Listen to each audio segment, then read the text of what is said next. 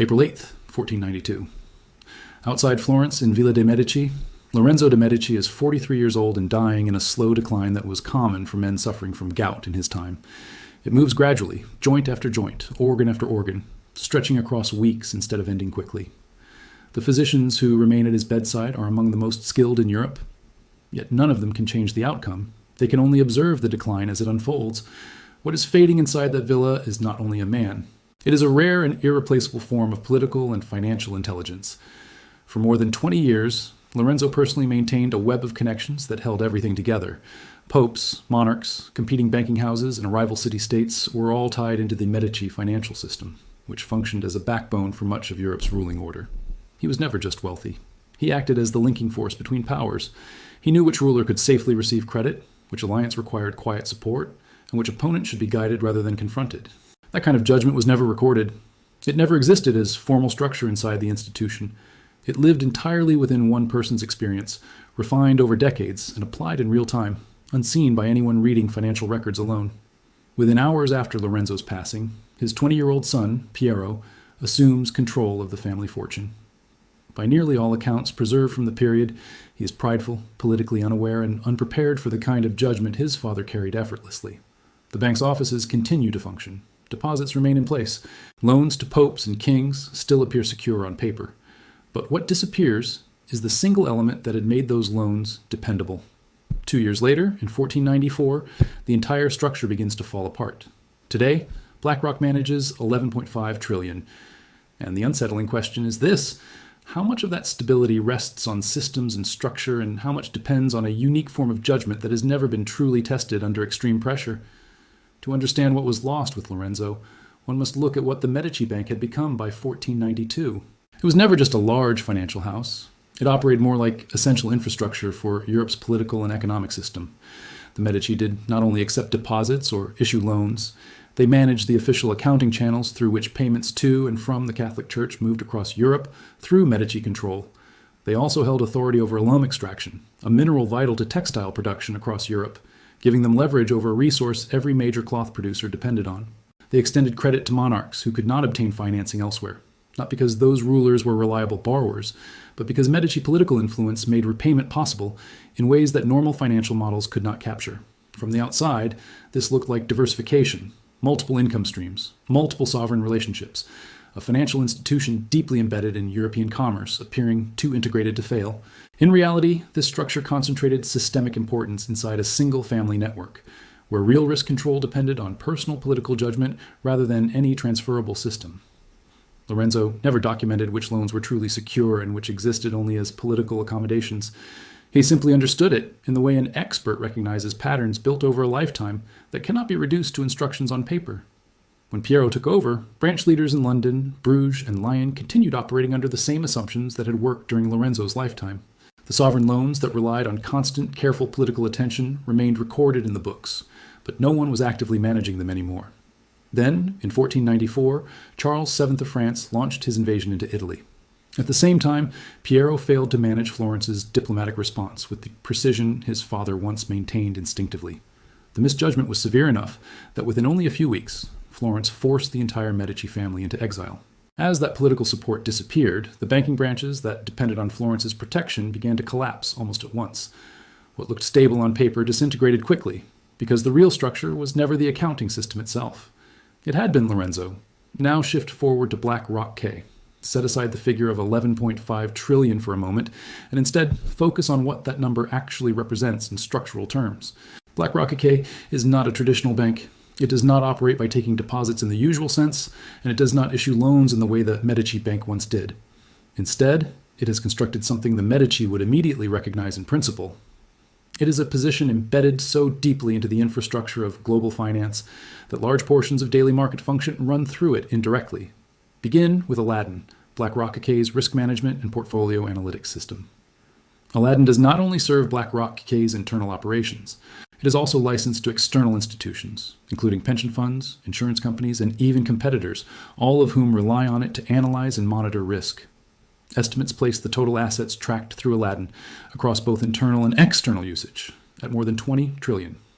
This is not simply market share. It functions more like core operating infrastructure, a system layer on which a significant portion of global finance is built. Then add the scale of its index fund dominance through the iShares ETF business. By share count, Blackrock CK is either the largest or among the top 3 shareholders in nearly every major company within the S&P 500.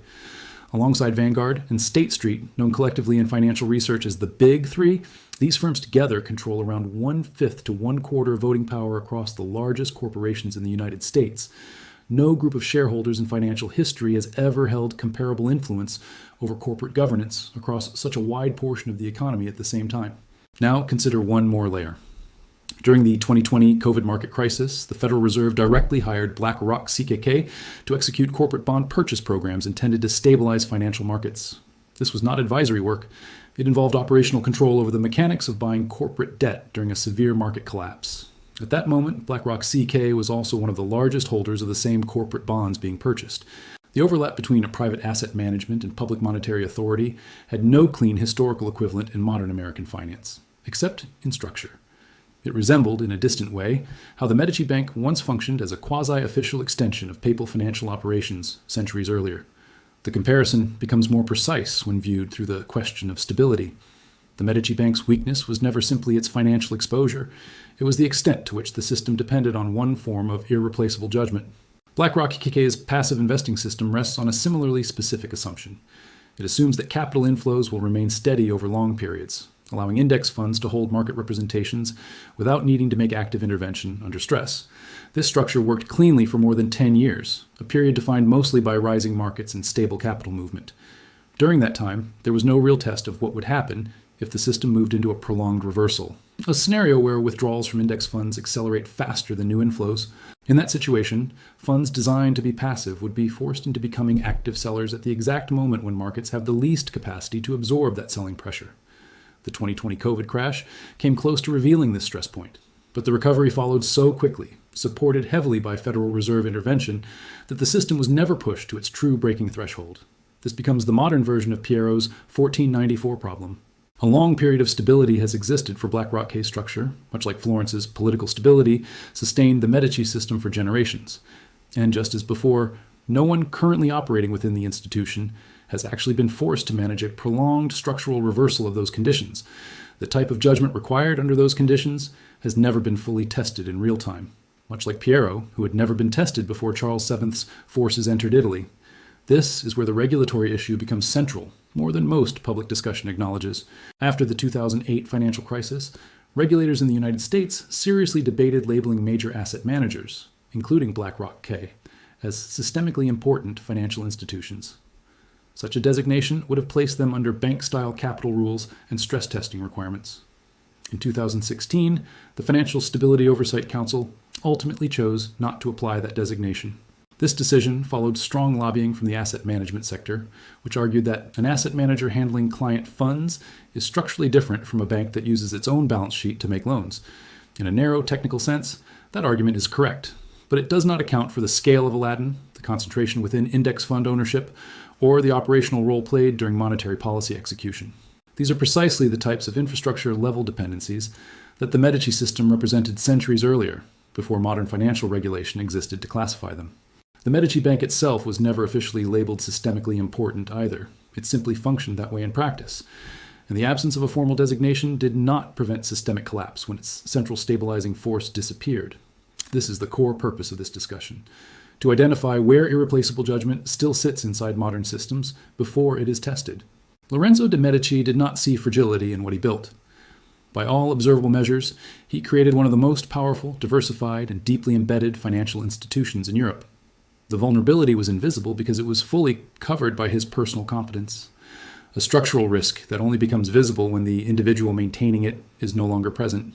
Blackrock KK's 11.5 trillion sits within a system that has not yet faced a prolonged reversal of the conditions that made it possible. The size itself is not the risk. The untested assumption underneath that size is the same way it was in Florence. This channel exists to identify that untested judgment before it is forced to prove itself. The question remains open. Was the Medici collapse a one-time historical failure tied to one man, or a repeating pattern whenever systems depend too heavily on concentrated judgment? And in modern form, is Blackrock KK's stability truly institutional and transferable, Or is it simply the calm phase of a structure that has not yet been fully tested under stress? Now state your view.